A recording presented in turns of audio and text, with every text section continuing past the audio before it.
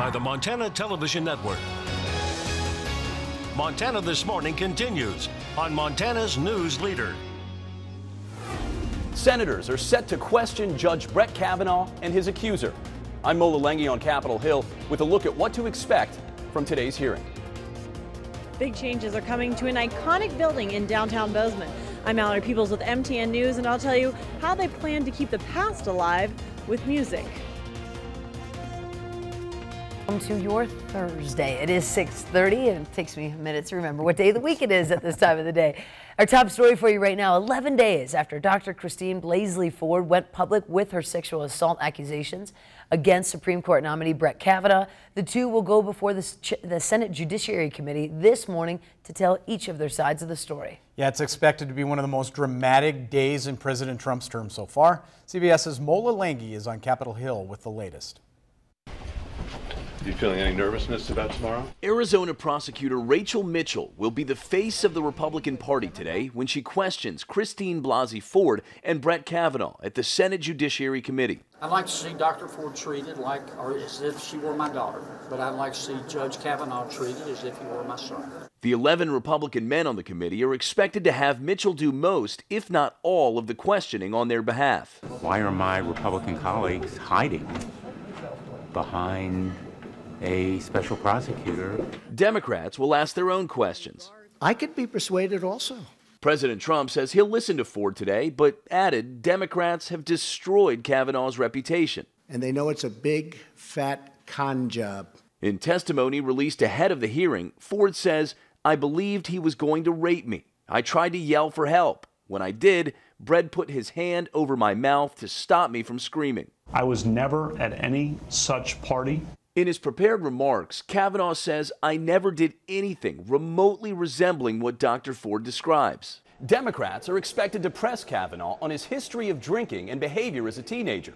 Further intensifying today's hearing are new claims of sexual misconduct. In a sworn statement, 55-year-old Julie Swetnick alleges that in high school, Kavanaugh would drink excessively and engage in abusive and physically aggressive behavior towards girls.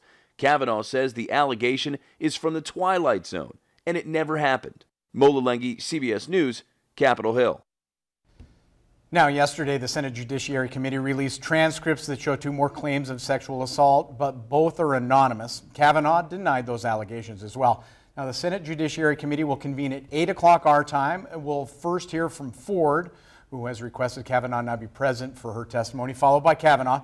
CBS News plans to carry the proceedings at that time, gavel to gavel, as a live special report, and of course we'll stay with CBS coverage on that. Extended coverage beginning at 7 o'clock on CBS this morning. Yes, a lot more to follow on that. I am just so pleasantly pleased with the start of today. I mean, noticed yesterday you changed it. Not surprised. Yes. Because you told us. You told us. It's fantastic. Yep. Temperature's really not all that cold, and I think that helps us out. Not that we don't have some cold spots. West Yellowstone sitting at 28 degrees, but you compare it to yesterday. At this point, we were sitting at 16 in West. It's balmy. Temperatures holding into the 60s this afternoon. We do have a cold front slated to move through later today. That will bring rain and snow showers to parts of the area. We'll explain who's seeing the snow and what elevations. That's all coming up in just a few minutes. Thank you, Matt. 6:33. Vice President Mike Pence coming to Bozeman. He'll be here next week campaigning for Republican Senate candidate Matt Rosendale, who's trying to unseat Democrat John Tester. Rally will be held at 1 o'clock next Tuesday at the Gallatin County Fairgrounds.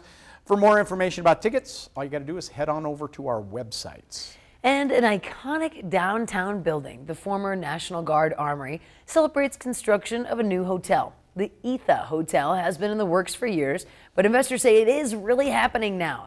MTN's Mallory Peoples brings us the details on the project. Land of the free. Bozeman's National Guard Armory has history with this community. We have basketball games, and we do some social activities and just burn some energy and kept us out of trouble, and it was a great place to come and meet friends and get tired. For more than 70 years it's been here. Change is coming. But I want to thank, that history. Under the vision of investor Corey Lawrence, this location will become what he calls a boutique hotel. named the Etha, after an original landowner's family member. Ran into the definition of the name. It just presented Etha as happy and smart, full of life, it loves people and is friendly, true and trustworthy friend that offers good advice. And we thought, well, that's really what we want this property to be. Lawrence says in addition to the 122 rooms, rooftop pool, and other hotel amenities, there will be space inside dedicated to community events, such as live music, the goal being to bring people together. When asked if these girls plan to come here, their response was, Yes, for sure. Yeah. This building with such history will soon have a new future. Reporting from Bozeman, Mallory Peebles, MTN News. 98% of the original building will remain in the final project. The hotel is expected to be complete in 2020. In statewide headlines this morning, Ryan McElmurray, Wyoming man accused in a string of crimes in Billings Monday night. It's described as 50 minutes of carnage, made his first appearance in court yesterday. 10 crime scenes, 5 car thefts, an hour of chaos in Billings resulted in 12 felony charges for McElmurray. He's charged with counts of robbery, a weapons enhancement, aggravated burglary, assault with a weapon, criminal endangerment, felony theft. Now, during the chase Monday night, shots were fired by officers. Likely the suspect homes were broken into, cars were stolen, multiple people held at gunpoint. But there was more drama in court. Billings and Missoula are both part of a new program through the state where information about offenders and their crimes is put into a computer and a recommendation to the judge on punishment is issued. In this case, the suggestion was that McElmurray was only a level 1 passive threat and he should be released on his own recognizance. The judge disagreed. I sincerely hope that this is a mistake as well. If not, this is completely unacceptable. In fact, it's appalling that the individuals who presumably have the best information to assess an offender's risk would recommend a release of OR in a case like this. So I am going to deviate from the PSA that was prepared in this matter as wholly inaccurate and inappropriate.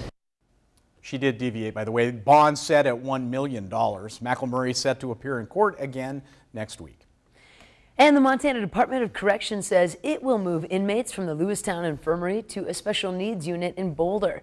The DOC announced plans in June to close the Lewistown Infirmary due to budget constraints. Now they will be moved to Riverside Correctional Facility. Now, Riverside currently houses 22 women as a part of the recovery and reentry program, and those women will be placed into the community or another treatment program. And the Boulder facility will be reforfitted to secure the house up to 25 inmates. Now, the Department of Corrections does have the Boulder facility operational by December 1st. Closer to home, Butte's Council of Commissioners plans this week to move the county's maintenance shop to make room for mine waste cleanup. Board approved a $14 million plan to relocate the maintenance shop from Civic Center Road to this location off of Beef Trail Road just southwest of town. Shops need to be moved due to the removal of the paratailings and that are buried on that location, contaminating the groundwater. New shop will have to be built before the cleanup can continue. We can't start phase 2 until we get the shops rebuilt and moved to the new location. So it's all a sequence, dominoes that fall into place. And so it was a very major milestone. Now, if all goes as planned, new maintenance shop should be ready by the spring of 2020. Also, when the U.S. Forest Service has to haul supplies into the woods, they go old school on horseback. MTN's John Amy shows us how the Forest Service members near Butte saddle up and pack a horse. When it comes to the art of packing stock, you can teach an old horse or Forest Service member new tricks. I'm still learning. If you think you've learned everything about packing and animals, then that's when your next wreck is going to occur. U.S. Forest Service members were at the Sagebrush Flats campground area southeast of Butte this week to train on packing horses. The crew needed to haul planks of lumber into the woods to build a puncheon along the trail. In this case, and like everywhere else, you can't get the vehicle into it.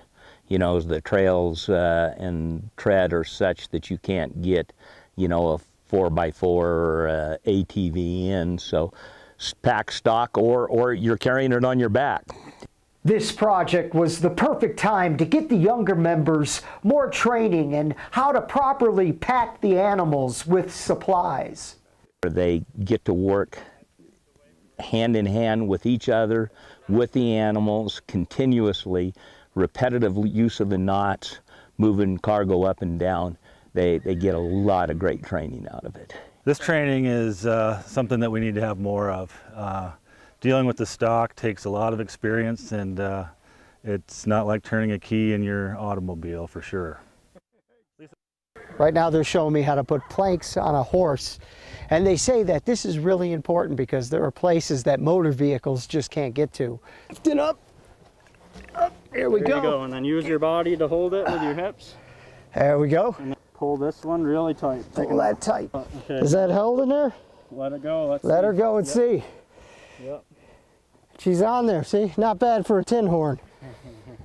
When you have a pack animal and you know how to use it, you can move a lot of gear, and you can do it safely, and it's quite the tradition. And hopefully the new youngsters coming up are going to take some of this on and keep these traditions going on in the future, for sure.